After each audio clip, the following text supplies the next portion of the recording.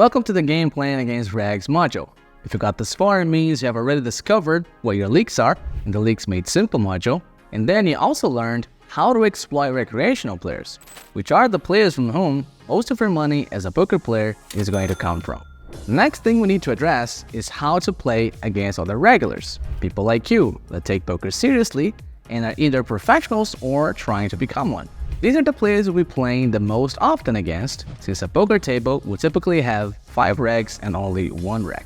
Since you'll be playing against this profile of opponent very often, it's necessary to have at least a game plan for playing against them. You need to have clarity on how you're going to approach poker when facing other regs. In this context, I want to present you with a few principles that I recommend you follow when playing against regs, which will help you maximize your EV against their leaks, but also minimize your losses in challenging circumstances.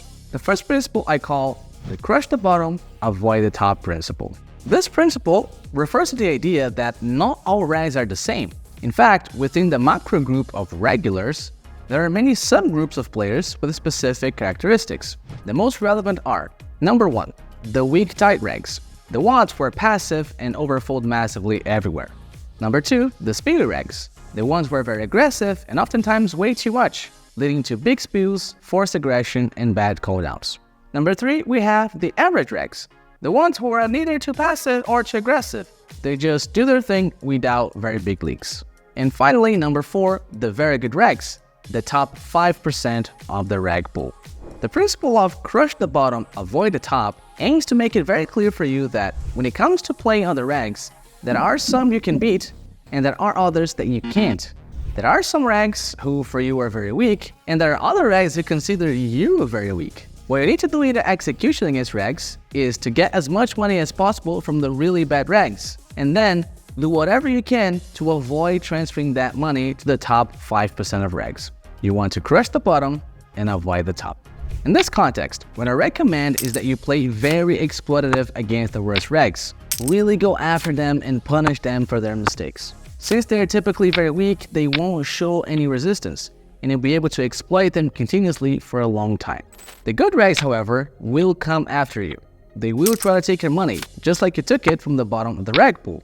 Your goal against these guys is to avoid making big mistakes. Don't play super exploitable strategies against them. Play a very solid game with the main goal of not getting substantially exploited. To do this, not only you should base your execution closer to a theoretical execution, but you should also plan your strategy with the understanding that you may get outplayed in unfamiliar zones, and therefore you should try and funnel the game to the lines you play better. For example, if a reg c-bets into you in a position and you have the option to raise or call with a marginal hand, consider which option you're more likely to execute correctly. A solver that shows both actions having the same EV doesn't take into account the fact that you will likely play one line better than the other, and therefore, they don't have the same EV in practice. Against the top players at your limit, don't create any problems for yourself. Play solid and focus your energy on crushing the bottom of the reg pool. In order to play solid against the better players, I recommend you keep your early street strategy very stable, essentially following as close to a GTO execution as you can. That way, you don't make yourself vulnerable on high-frequency spots, and you have control of your own range over the next streets. To achieve that, you're going to need randomization. Randomization is the process of using a random number as a tool to implement mixed strategies in poker. A mixed strategy is a strategy for a given hand that involves playing its different actions at a non-zero frequency. For example, when c-betting ace-high double Broadway flops button rest big blind, top pairs with medium kicker are typically mixed strategies at equilibrium. You're supposed to bet sometimes and also check sometimes. In order to achieve such execution in game, you need to come up with a system that allows you to sometimes bet and sometimes check. If the frequencies you want to play are 50-50, you could simply flip a coin in your hand, and whenever it lands heads, you bet. If it lands tails, you check. The problem is that frequencies in poker are rarely 50-50 exactly, and even if it was, flipping a coin every time you have a decision is not very practical. That's why you need an RNG. Short for random number generator. It's a very simple piece of software that generates a random number for you, and you can use that number to implement your mixed strategy. I've made a full video about RNG demonstration, which you'll be able to see next in this module. But now, let's talk about the second principle of Reg versus Reg strategy. Attack discontinued aggression lines. These continued aggression lines are lines where there was a check in the middle of the hand, either on the flop or on the turn. Lines like the lazy betting on the turn and bad check bet are good examples. The thing about these lines is that whenever humans are required to construct the checking range, they end up making substantial mistakes that lead to a very poor range construction. Such range construction leaves them vulnerable to aggression, and that's why we should attack. When people face a bad check bet, for example, a very typical strategy they will play is to slow play less than they should, depolarize less than they should, and bluff catch less than they should with marginal hands. The first leak makes their checking range capped. The equity of IP's value bets increase, and there is lower threat of getting check raised. The second leak makes the checking range heavier on bluff catchers. People end up checking with many hands they should be playing as a small bets very often, making the checking range concentrated on bluff catchers.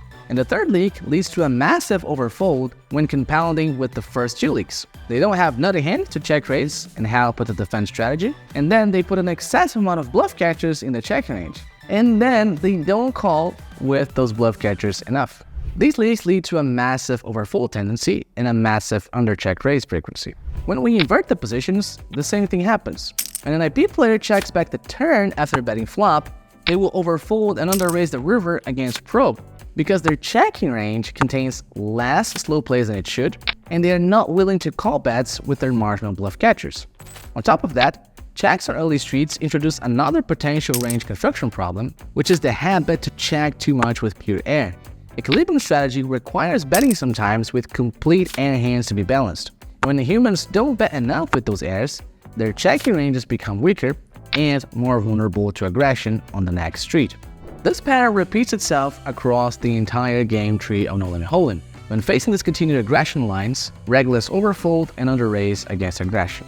That's why the second principle is probably the most important one when it comes to playing against regulars. Even Linus Lolliger overfolds and underraises against his continued aggression lines.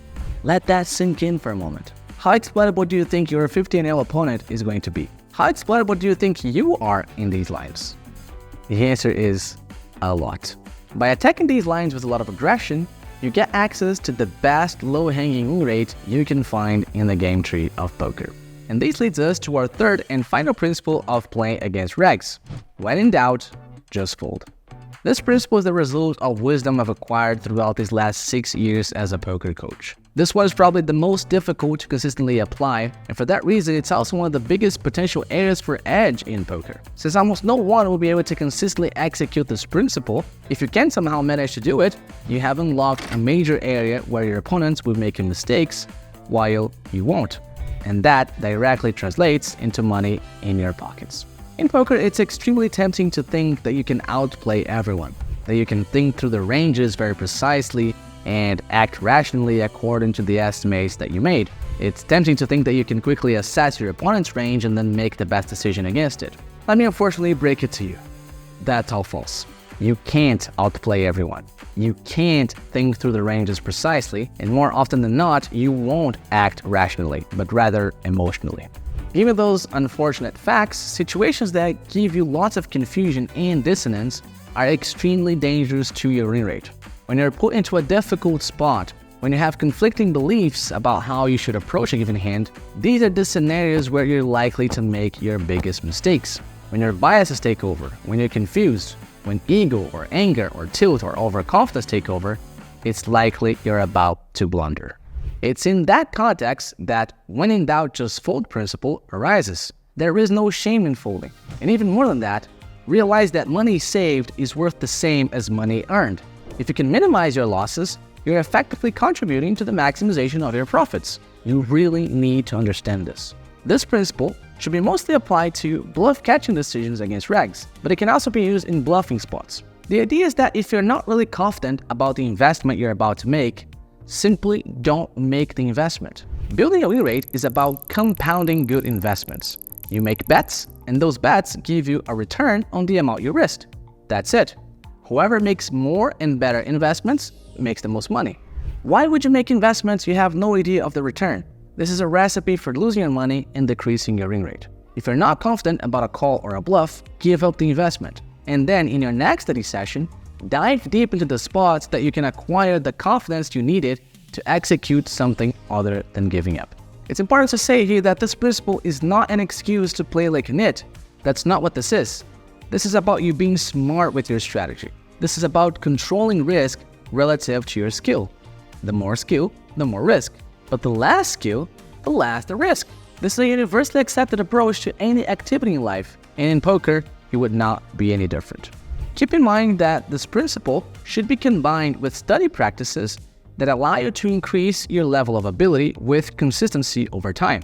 If you can avoid making uncertain investments, and then you work off the table to gain skill and reduce the amount of doubts you have in game, then you're effectively increasing the amount of good investments you make when you play, which translates into a higher win rate. Now that you know the most important principles of playing against regs, in the next video I'll demonstrate how to utilize the RNG, a very important tool necessary to achieve a solid execution against other regs. I see you there.